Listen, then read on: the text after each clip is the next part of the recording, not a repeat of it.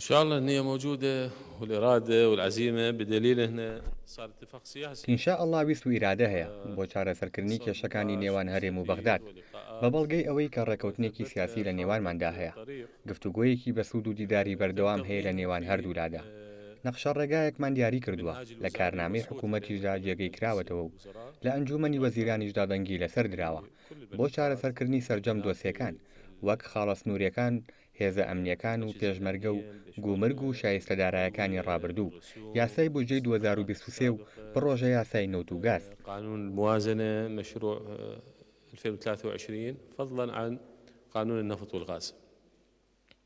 عمل مستمر. الإقليم شكل من جانب حکوومەتی هەرێم لەلایەن خۆیەوە شاندێکی دروست کردووە بە هەمان شێوە حکوومەتی فیدراڵیش شاندێکی ئامادەیە بۆ ئەوەی لەگەڵ شاندەکەی هەرێمی کوردستان گفتوگۆ لەسەر پڕۆژە یاسای بودجەی 2023 بکەن.